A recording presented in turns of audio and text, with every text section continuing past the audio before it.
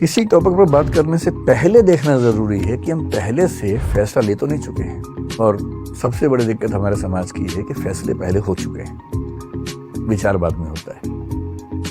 Hi hello दोस्तों, कैसे हैं आप लोग। मैं सतीश कुमार। दोस्तों, विकास सर बोले कि पेरेंट्स को अपने बच्चों के साथ कैसा व्यवहार करना चाहिए। एक माता पिता अपने बच्चों की गलतियों पर किस प्रकार व्यवहार करते हैं और कैसा बर्ताव करना चाहिए उनके साथ, आइए इस वीडियो में देखते हैं। किसी टॉपिक पर बात करने से पहले देखना ज़रूरी है कि हम पहले से फैसला ले तो नहीं चुके हैं। और सबसे बड़ी दिक्कत हमारे समाज की है कि फैसले पहले हो चुके हैं, विचार बाद में होता है। यही प्रोसेस तो ये है कि पहले विचार हो फिर फैसला हो, और फैसला पहले होता है। मेरे बहुत सारे दोस्त हैं, हिंदू हैं, मुसलमान हैं, सिख हैं, हर धर्म के लोग। मतलब वैसे तो मैं बहुत ही अकेले टाइप का आदमी हूँ, दोस्त ज़्यादा है ही नहीं, पर जो हैं उनमें मतलब डाइवर्सिटी ठीक ठाक है। मैंने क्लासेस में भी देखा और मैंने पाया कि हिजाब की बात आते ही कोई मुस्लिम बच्चा जनरली इस भाव से देखता है कि नहीं ये गलत हो रहा है हमारे साथ, और कई हिंदू बच्चे इस भाव से देखते हैं कि एकदम सही और होना चाहिए और होना चाहिए। और मजे की बात है कि टॉपिक क्या है ना इसको पता ना उसको पता है। कर्नाटक हाई कोर्ट का जजमेंट क्या है 128 पेज का, ना इसने पढ़ा ना उसने पढ़ा। कर्नाटक सरकार का क्या डायरेक्शन आया था, रूल क्या था, ना इसने पढ़ा ना उसने पढ़ा। और फैसले का एग्जैक्ट मतलब क्या है किसी को नहीं पता, पर हम टॉपिक शुरू होने से पहले ही राय बना के चलते हैं। E.H. कारक बड़े अच्छे विद्वान हुए हिस्ट्री में, उनकी एक किताब है बड़ी अच्छी, हिस्ट्री, इतिहास क्या है, व्हाट इज हिस्ट्री, बड़ी अच्छी किताब है। उन्होंने साबित किया कि हिस्ट्री के बारे में आप कुछ भी कह लीजिए, कितने फैक्ट्स हैं, इतने प्रमाण हैं, सब बेकार की बातें हैं। अंततः इतिहासकार के दिमाग में जो बैठा हुआ है वो साबित वही करता है। इसलिए मार्क्सिस्ट हिस्टोरियन लिखेंगे तो आप पाएंगे सबके निर्णय लगभग एक जैसे आते हैं, और जो नेशनलिस्ट हिस्टोरियंस हैं उनके फैसले एक जैसे आते हैं हमेशा। किसी हिस्टोरिकल फिगर को लेकर सोच लीजिए, अकबर की बात कर लीजिए, औरंगजेब की बात कर लीजिए, एक धारा के फैसले हमेशा एक से आएंगे, दूसरी धारा के फैसले हमेशा एक से आएंगे। ऐसी माइंडसेट से अगर हम चलेंगे, और हमारी यूनिवर्सिटीज में भी तो यही होता है। बहुत रोचक बात है, यूनिवर्सिटीज में टीचर्स बटे हुए हैं कि ये मार्क्सवादी है, ये भाजपाई है। और मैं सोचता हूँ कि जो आदमी देश को पढ़ाने की जिम्मेदारी संभालता है यूनिवर्सिटी में, वो एक विचारधारा से बंध कर चीजों को देखने का आदी कैसे हो सकता है।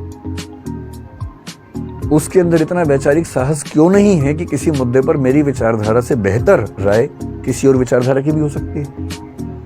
ये साहस क्यों नहीं है। और इसलिए जो बात यूनिवर्सिटीज तक में मिस होती है तो समाज में तो कहां से आएगी। विश्वविद्यालय का तो काम है समाज को सही दिशा देना, वही नहीं है तो समाज में कहां से आएगी। पहले कोशिश कीजिए न्यूट्रल होने की, तटस्थ होने की, कि मुद्दे को समझने से पहले ना मैं इस तरफ हूं ना मैं उस तरफ हूं।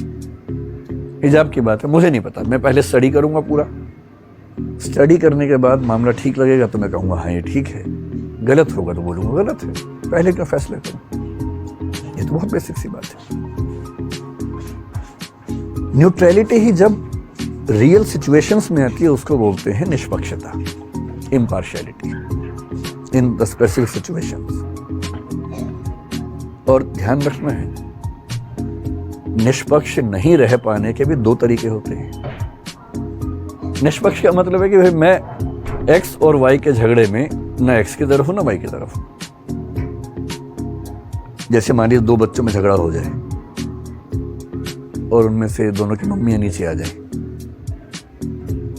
जनरल परसेप्शन ये है कि मम्मी बच्चों के झगड़े में अपने बच्चे का पक्ष लेगी।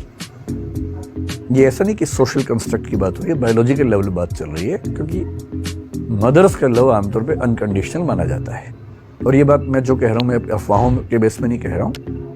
एरिक फ्रॉम बहुत बड़े मनोवैज्ञानिक है, उनकी किताब है द आर्ट ऑफ लविंग, उसके बेस पे कह रहा हूँ। मदर्स का लव आमतौर पर अनकंडीशनल होता है कि मेरा बच्चा परेशान है तो फिर मैं अपने बच्चे के साथ हूँ। मुझे विचारधाराओं से, राष्ट्र, समाज, राजनीति, इन सबसे मतलब नहीं, मुझे बच्चे से मतलब है। इसे यदि कोई मदर बहुत ऑब्जेक्टिव है अपने बच्चे के मामले में तो बहुत बड़ी बात है। जनरली इस बात की संभावना ज्यादा है कि वो थोड़ा सा उसके पक्ष में खड़ी हो। पिता लोग जिस प्रोसेस से आगे बढ़ते हैं उसमें इस बात का खतरा ज़्यादा होता है या संभावना ज़्यादा होती है कि वो ऐसे मामलों में बहुत ज़्यादा अपने बच्चे के पक्ष में झुके हुए ना दिखें। कभी कभी नहीं भी होंगे, लेकिन उसमें भी खतरा है। कभी कभी हम खुद को इम्पार्शियल दिखाने के लिए दूसरे पक्ष में झुक जाते हैं। आपने कई पिताओं को देखा होगा कि दो बच्चों में झगड़ा हुआ, उनमें से एक उनका है, जाती अपने वाले को मारना शुरू करते हैं सीधा कि तू नहीं बदमाशी की होगी, आदत दिखाने के लिए देखो मैं कितना निष्पक्ष हूं। ये निष्पक्षता नहीं है। निष्पक्ष होने का मतलब ये नहीं है कि अपने पक्ष के विरुद्ध खड़े ही हो जाना है हमेशा, और निष्पक्ष होने का मतलब ये भी नहीं है कि दूसरे पक्ष के विरोध में खड़े हो जाना है। जाके सुनना है, दोनों बच्चों की बात सुननी है कि हाँ बेटे तुम बताओ क्या पर्सपेक्टिव है, तुम बताओ क्या पर्सपेक्टिव है, उसके बाद जो सही फैसला हो करना है।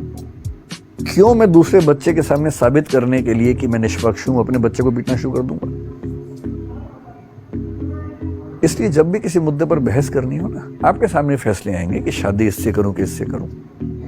पहले से नहीं बना लेना दिमाग में, पहले सब बातों को जान लेना है। निष्पक्ष रहिए, तटस्थ रहिए, सब पक्षों को जानिए, फिर फैसला कर लीजिए। उससे ही पूछिए कि उसकी चॉइस भी है कि नहीं है। ऐसा थोड़ा सिर्फ आपकी चॉइस का मामला है, उसकी भी तो होनी चाहिए। तो ये पहला स्टेप है कि आप जब किसी प्रोसेस में उतरें तो पहले कोशिश कीजिए कि राय पहले से ना बने, क्योंकि फैसला पहले कर लिया फिर तो बेकार की बात है ना। फैसला पहले ये कि हिजाब तो होना ही चाहिए, फिर आपने विचार करना शुरू किया और आप ढूंढ रहे हैं चुन चुन के वो तर्क जिससे वही साबित हो जाए जो पहले ही आपके मन में साबित हो चुका है। फिर काहे का विचार विमर्श कर रहे हैं।